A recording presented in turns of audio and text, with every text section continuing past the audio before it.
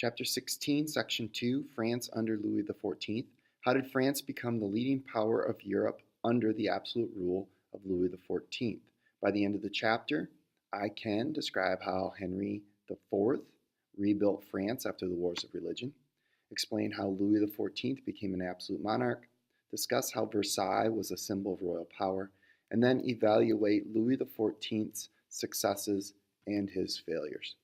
So if we look at Henry IV restoring order, what had happened is France was probably more torn up by the wars of religion than a few of the other places that we talked about. The Holy Roman Empire was able to come to an agreement where whatever the prince was, that's what they would become. France wasn't like that. And part of it is because France was one of probably the most unified. Great Britain and France were two of the most unified nation states in Europe. And so they didn't have these individual provinces and all that type of stuff. And so you have these wars between Huguenots, which were the Protestants, and the Catholics. And probably the thing that symbolized this the most was the St. Bartholomew's Day massacre. And so there was a wedding, a huge wedding, and there were Catholics there and Huguenots there. And some of the Catholic nobles used this wedding as a chance to wipe out Huguenots. And so 3,000 Huguenots were slaughtered at this wedding celebration. And what's going to happen is in the weeks and months after this, there's going to be all kinds of fighting breaking out all throughout France. And it's just going to kind of be a bloodbath. And so this is what Henry IV is going to inherit. And so the way he brings about peace is he's a Huguenot, but he converts to Roman Catholicism. As a matter of fact, he famously said, or reportedly said, that Paris is well worth a mass or two. And so he sees this as a good opportunity. When he's in, then the next thing he does is he issues the Edict of Nantes, which is going to encourage religious toleration, where no matter what religion you are, at least for the most part, you're gonna get religious freedom. He is assassinated. Even though he's a very popular figure, he's still a controversial figure, and eventually he's killed by an assassin. His son is only 9 years old, and you see that causing a lot of problems. Eventually, his son realizes he needs a little bit of help, and so he appoints Cardinal Richelieu to help be his advisor. And Cardinal Richelieu is a very able and ambitious man. And so he uses this opportunity to do a couple of things.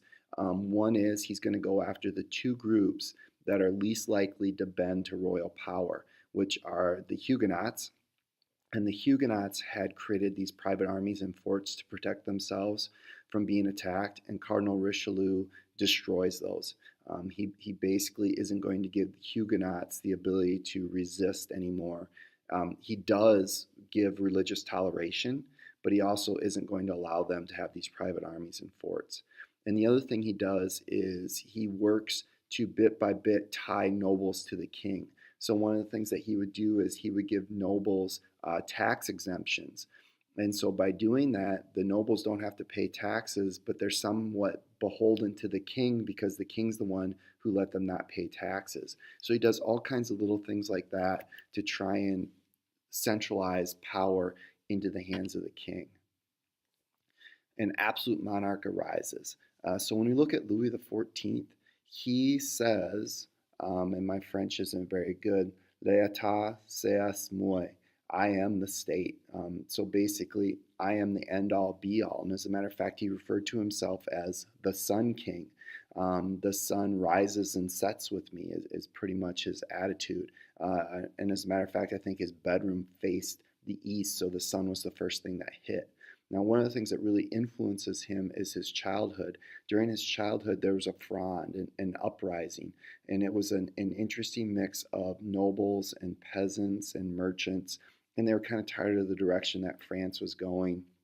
And at one point, when Louis XIV is very young, he's driven from the palace, and he never really forgets that moment, that moment of fear that was there when he was extremely young is going to really cause him to try and figure out ways to make sure that that doesn't happen.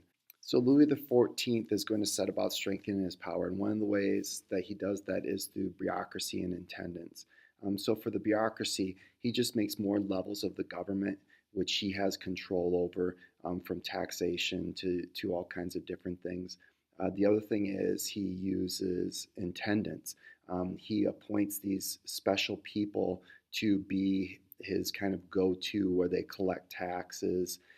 They oversee the different parts of his kingdom.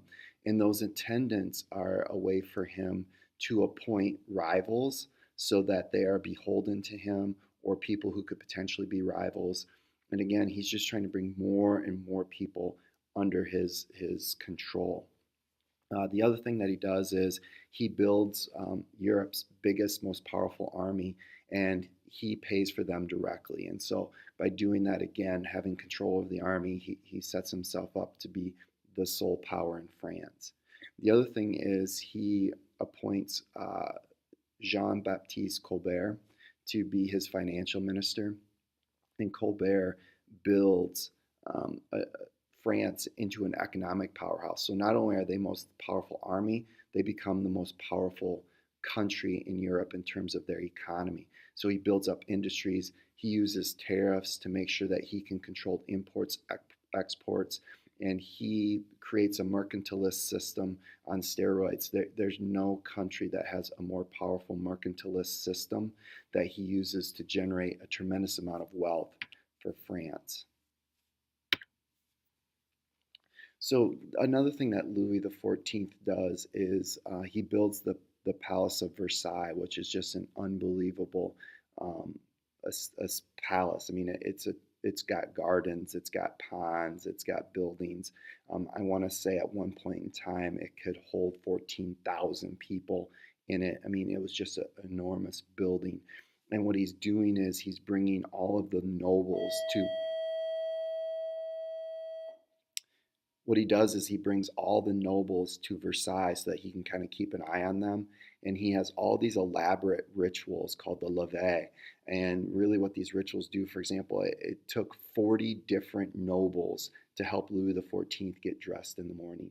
And what you want to do is you want to be part of that 40 that got picked to help him get dressed because that would raise your prestige.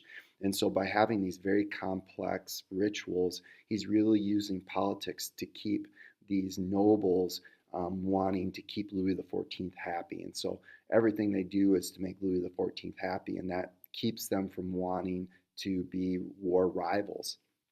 And when you also look at France, they're separated into three groups, the three estates. We'll talk about them more when we get to the French Revolution. But when you really look at the system that France has developed, 9/10 of the French people are starving and 1/10 die of indigestion. So, in other words, you have 1/10 of the French people who have a tremendous amount of wealth while the rest have absolutely nothing. And that's going to cause France problems down the road. And the other thing that Louis XIV does is he patronizes the arts. And so he brings in and makes France kind of the cultural center of Europe with music and artwork and theater. So all of those things are centered in Europe and into the so all of those things are centered in Versailles, and it's bringing Europeans all throughout to Versailles to see these arts that Louis XIV is patronizing. And so here's the Hall of Mirrors in Versailles, which is it's an amazing place to go to, and it's still considered one of the beautiful wonders of Europe. So this is an image showing the levee, the bedchamber etiquette, where all these nobles are waiting to help Louis XIV get dressed. So you have one person putting his shoe on, another person putting his shoe on, helping him get dressed. So when we look at the strong state decline, so France was the most powerful country, and they end up Louis XIV. When you evaluate his successes and his failures, the biggest failure, the two biggest failures by far, are waging these costly wars and persecuting the Huguenots. Louis XIV was just bent on expanding the French Empire. And what ends up happening is because he's threatening the balance of power, these countries, and so you can see them in pink, this grand alliance forms to attempt to make sure that France doesn't become too. What you see is these countries in pink are uniting together to make sure that France doesn't become too powerful. And what ends up happening in this attempt to maintain a balance of power is you get traditional enemies who become partners. And so this happens all throughout Europe during this period of time where these countries switch sides based on who is becoming too big, too powerful in order to balance it out and maintain this delicate balance of power on the European continent. And so it gets to be a really interesting time in European history when there's a lot of politics and backroom dealings. And this is going to kind of eventually build up into what's going to become World War One. So even though this is starting in the 1700s, these tensions and switching of alliances and all this craziness is just going to continue to build through the next couple hundred years. Where he really gets himself in trouble is the War of the Spanish Succession. What he does is the King of Spain doesn't have an heir. He wants to appoint the person who's going to take over, and that really terrifies the rest of Europe, where France and Spain could become a unified empire, and that's going to be a really serious threat. And that's where these countries really get together to balance that out and stop that from happening. And the other problem he runs into is the persecuting of the Huguenots, these Protestants. He sees them as a threat to unity, political and religious unity, that all these countries seem to think they have to have in order to become powerful nation states. And what ends up happening is these Huguenots tend to be middle class merchants.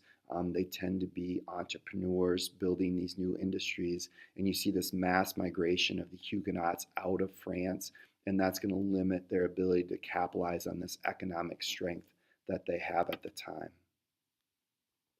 And so what you can see is this Treaty of Utrecht that takes place. And again, this is post the War of Spanish Succession, and it's trying to maintain the balance of power as best they can to make it so that one nation state doesn't dominate the rest.